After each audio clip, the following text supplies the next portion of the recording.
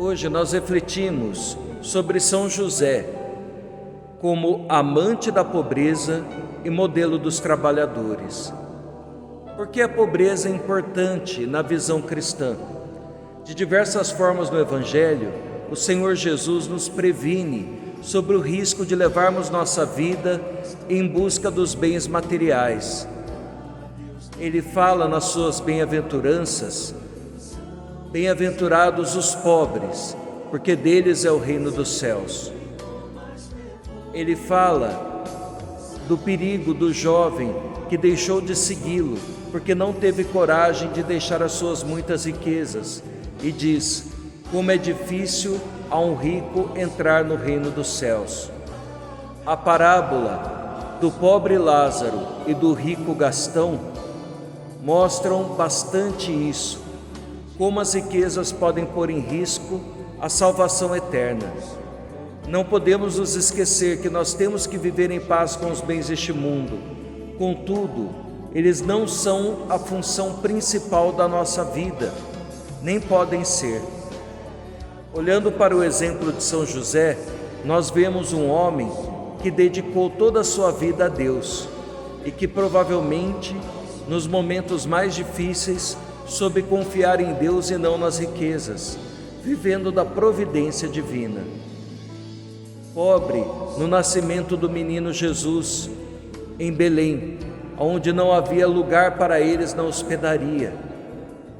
Pobre na apresentação do menino ao templo, onde São José, cumprindo a lei levítica, oferece um par de rolas, que era o sacrifício dos pobres. Fosse ele rico, teria oferecido um cordeiro ou até mesmo um bezerro. Pobre na fuga para o Egito. Que bens materiais José tinha para levar nesse caminho? No que se apoiar materialmente? Na melhor das hipóteses, o que ele teve para sustentar a sua família nessa difícil jornada? Pensa só, abandonar sua casa, seu local de trabalho, para ir a um país estrangeiro. Não há notícias de que José conhecesse alguém, de que ele tivesse condições de se sustentar lá com o seu trabalho. Provavelmente foi o ouro dos reis magos que manteve a Sagrada Família nesse período de exílio. Voltando para Nazaré, Galileia era uma região conhecida pela sua pobreza, pela sua dificuldade. E foi justamente nessa lida com a pobreza que São José defendeu a sua família e jamais se desesperou.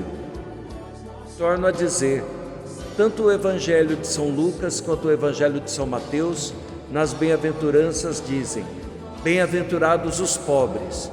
Mas São Mateus, capítulo 5, versículo 3 diz: bem-aventurados os pobres em espírito, porque deles é o reino dos céus.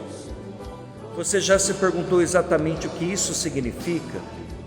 Jesus está dizendo que a pobreza é maravilhosa?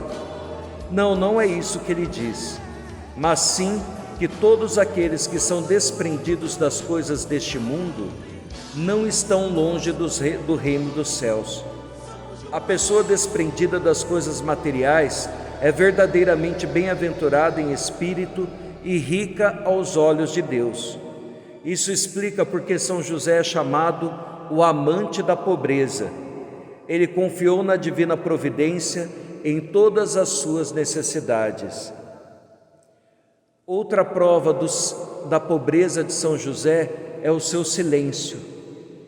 A pobreza espiritual de quem se faz pequeno diante de Deus. Todos gostam de se gabar das suas realizações, das coisas que compram, de ostentar seus bens materiais e de ter reconhecimento por aquilo que faz. Contudo, São José nunca viu os resultados do seu trabalho duro e dos seus sacrifícios. Ele confiou que Deus iria tirar muitos bons frutos do seu trabalho e seus anos de serviço a Jesus e Maria, e assim ele o fez. Mais do que São José poderia ter imaginado, ele foi pobre no mundo, mas rico no reino dos céus. Aprendamos com ele tenhamos nele o nosso exemplo. Quando nós invocamos São José como modelo dos trabalhadores, nós lembramos que o diabo odeia quem trabalha bastante. Isso porque o vício da preguiça é um dos principais motores da maldade no mundo. O desejo de ter, sem o desejo de trabalhar, torna as pessoas em seres desonestos, violentos e gera morte, destruição, pobreza. Assim como aqui na nossa igreja, nós temos a lindíssima pintura que retrata São José trabalhando na sua oficina e o menino Jesus com os olhos fixos nele, com uma tremenda admiração, vendo seu pai exercer com o suor do seu rosto o trabalho na terra. Jesus é Deus e mesmo assim ele aprendeu com São José a trabalhar. Quando se fez carne, Jesus santificou o trabalho humano e elevou a um nível de grandeza que não existia antes da sua humanação.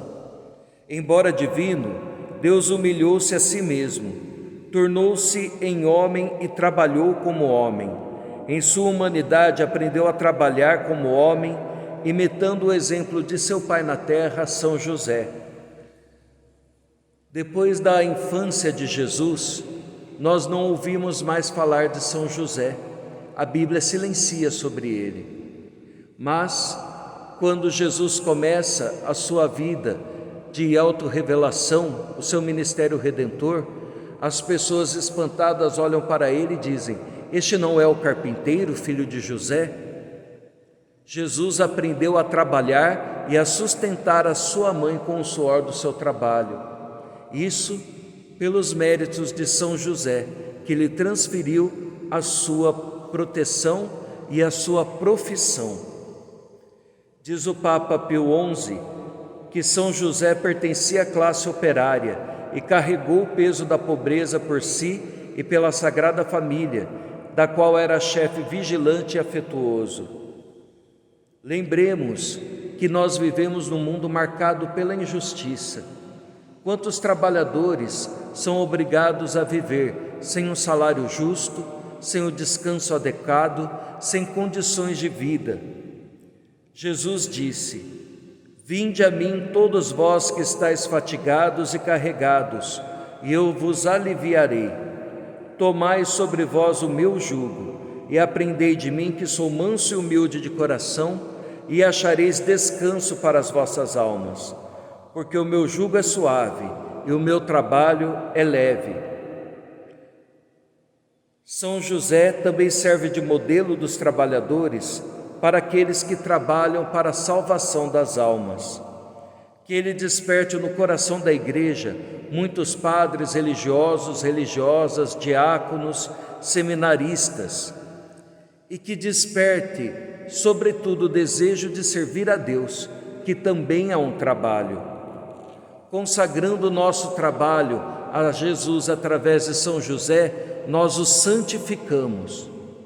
Consagrando a luta de cada dia para sustentar as nossas casas a São José, nós lembramos que o trabalho do dia a dia é necessário, mas não é o central de nossa vida.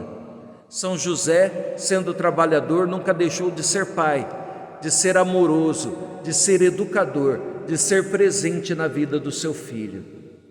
Que assim sejam todos os trabalhadores. Mesmo que não tenham bens materiais, confiem na providência divina, saibam contar com o amor de Deus e jamais se afastem da vida de família. Rezemos a ladainha São José.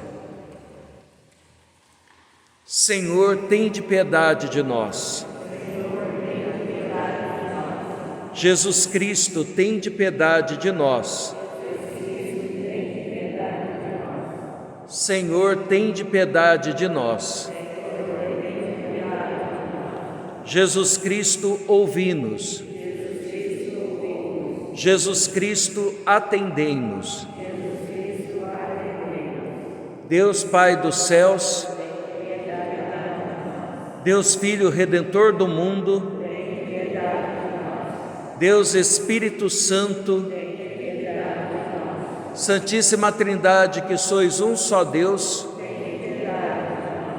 Santa Maria, São José, ilustre filho de Davi, luz dos patriarcas, esposo da Mãe de Deus, casto guarda da Virgem, sustentador do Filho de Deus, zeloso defensor de Jesus Cristo, chefe da Sagrada Família, José Justíssimo, José Castíssimo, José Prudentíssimo, José Fortíssimo, José Obedientíssimo, José Fidelíssimo, espelho de paciência, amante da pobreza, modelo dos trabalhadores, honra da vida de família, guarda das virgens, sustentáculo das famílias, alívio dos miseráveis, esperança dos doentes, patrono dos moribundos, terror dos demônios, protetor da Santa Igreja, Cordeiro de Deus, que tirais os pecados do mundo, Cordeiro de Deus, que tirais os pecados do mundo, Cordeiro de Deus, que tirais os pecados do mundo,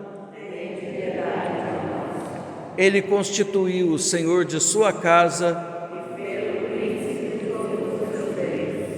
Oremos. Ó Deus, que por inefável providência vos dignastes escolher a São José por esposo de vossa Mãe Santíssima, concedei-nos, nós vô-lo pedimos, que mereçamos ter por intercessor na terra aquele que veneramos, que mereçamos ter por intercessor no céu aquele que veneramos na terra como protetor. Vós que viveis e reinais por todos os séculos dos séculos, o Senhor esteja convosco. Abençoe-vos o Deus Todo-Poderoso, Pai, Filho e Espírito Santo. Ide em paz, o Senhor vos acompanhe.